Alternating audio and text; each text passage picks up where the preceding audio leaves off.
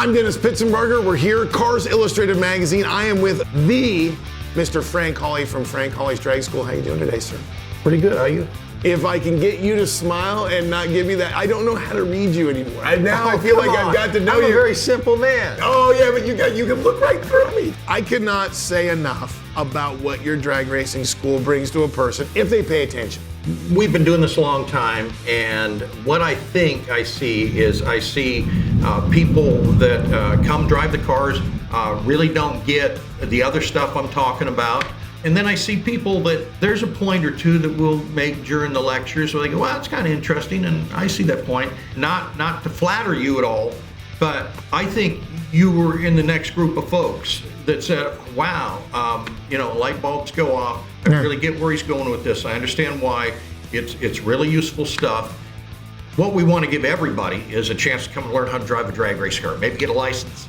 3/4 of all NHRA professionals started here, all the Force drivers and Antron Brown and the other stuff.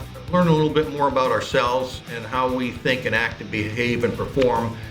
The personal responsibility we have, that part I hope people get. What I've heard from our customers is, wow, that was pretty cool. That was some fun stuff. And for me, that's the home run. That's the thing that I think supersedes the burnouts and the trans brakes and the big block Chevys. You know, one of the biggest things I've gotten out of your school is what I got in the classroom, not what I got in the seat of the car. Well, obviously anybody that does anything with motorsports realizes it's a combination of a lot of different things. You have to have a great staff. Pit crew, your mechanics that take care of the cars. If they don't do a good job, the drivers can't do a good job. And if our staff doesn't do a good job with our cars, then you guys getting in them aren't going to be able to perform properly. And the second thing is having good parts to work with. We spend a lot of money on our cars. We're constantly changing parts, updating things, trying to get the latest stuff. We've been with Chevrolet for many, many years. Way back when we used to do parts with them, the performance parts, and we would assemble all the stuff. Well, over the years, they developed some really powerful crate motors, and we literally can take them out of the crate and put them in our race cars and go out around 160 miles an hour. We've been running those parts for many, many years. Been really, really happy with their performance. You know, we've got so many companies that help us, Mickey Thompson, Sunoco, there's an endless list. But we keep people around, we keep those relationships going because it's reciprocal. People come in, they drive the cars, they see the parts, hopefully they're gonna wanna buy them when they go race. There is something to be said for going out and just writing an endless check and having a custom engine builder put a motor together for you. But there's also something to be said for just taking it out of the box, putting it in the car. And if it will take the kind of abuse that your cars take out here, let alone every week, there's something to be said for that. I would call myself part of the Chevrolet family. Those crate motors, you can buy them, you can beat on them, and they're gonna last a long time. When they ended up coming to me and saying, no, we've got some race motors that you can put in your car, we said, let's do one. Let's see how this works out. Just one. And we ran the thing for a year, and it was like, this is phenomenal. And we instantly made the transition into all of our cars literally have crate motors in them, and we're overjoyed. I can look back on it now, and I think that I understand why you said what you said in the order that you said it. We've been at this a long time, 3 decades. I actually don't feel that old, but I must be. We've tried a lot of things, a lot of different ways. And I like big samples. I don't like small numbers. So we wouldn't try something for a class or a group of people and say, that doesn't work, or that's a great idea, because you don't know that group of people. So when we change something in our program, we'll run it for a year. And then I try and look back and go, okay, overall, do I think people were doing better or worse? I've had people say before, wow, that was really good, really helped me drive the car. You should have done that in the first place, and I would have been way further ahead. And we've tried it every way you can, and that never works.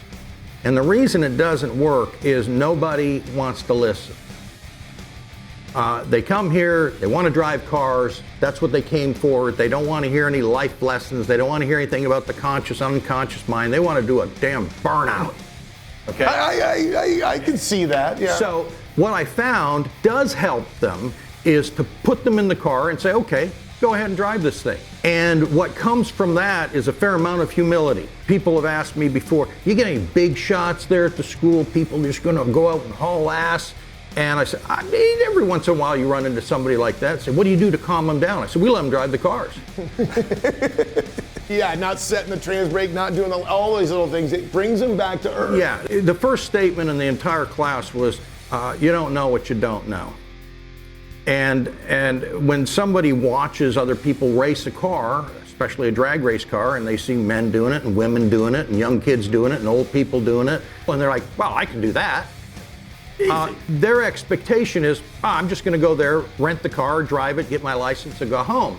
How hard can this be? So what we found is, wow, we really need to let them go out, humble themselves a little bit, find out, wait, this is harder than I thought it was. This is going to take more effort than I thought, more concentration than I thought, and I'm going to have to really pay attention or I'm not going to do well. That point is the point where we want to start to talk about some other things.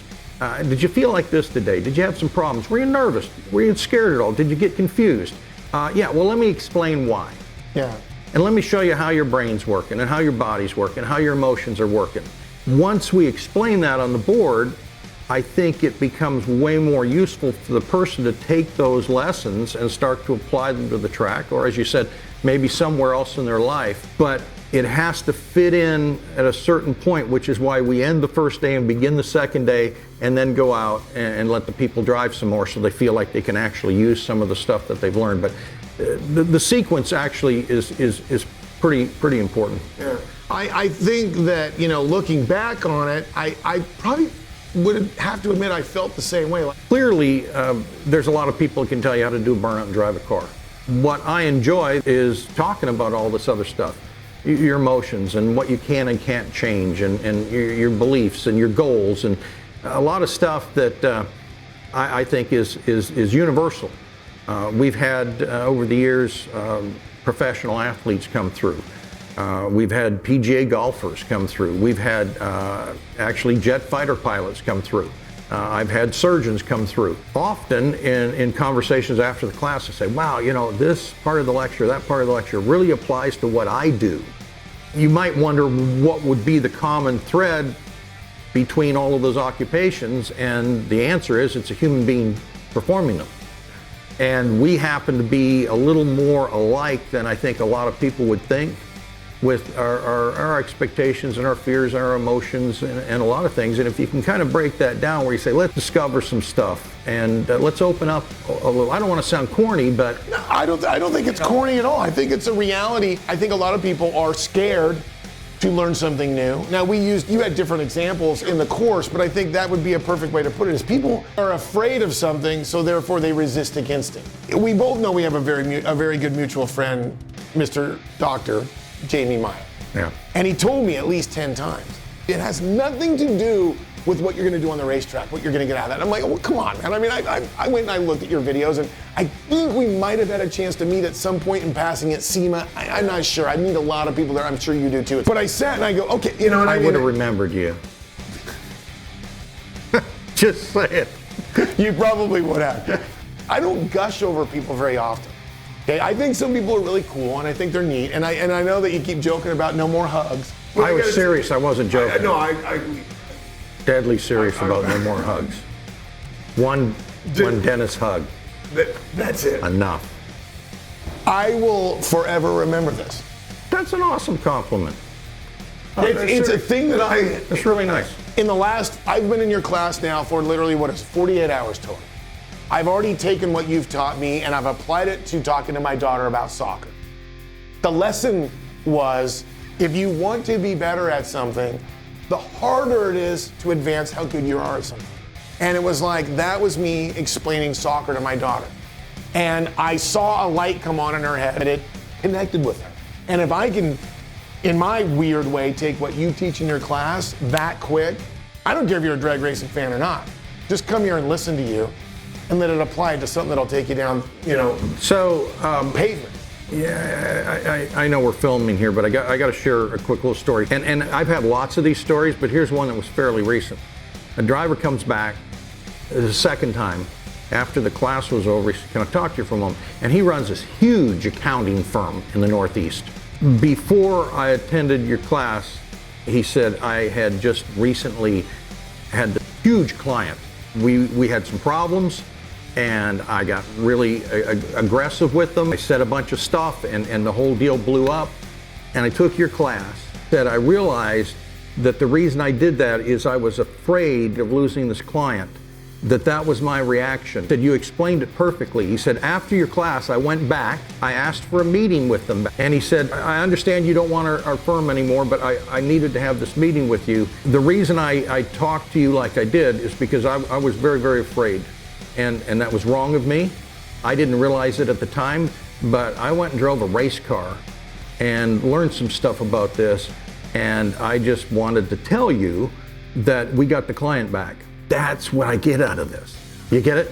Not that somebody saying, hey, I just cut a good light or won a race. That's great.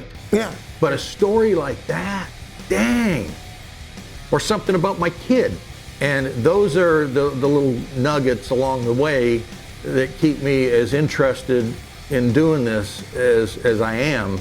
There's a lot of things in life that are really, really important. Yeah. You know, racing a car is one of them, but boy, there's a lot of other stuff that really matters. I had a lot of really smart people, a lot of influential people, a lot of things happen in my life where all of this stuff that I end up talking about, it's not new.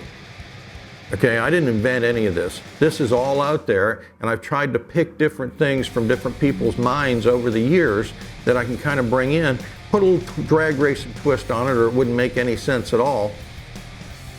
And I get a kick out of it. If people want more information, it's frankhawley.com. If they want to come to a really cool course, you can learn a lot about yourself and then drive a drag car, I would highly recommend it to anyone. Thank you so much, my friend. I really appreciate it. Did a good job. All right, and I even ran like 920s and didn't, and I only feedled it once. We're still going back to it. You didn't wreck a thing, man. I was so proud of you. Because Jamie told me to watch out for you. Oh, He said, wow, make sure he doesn't wreck your car. I was so nervous.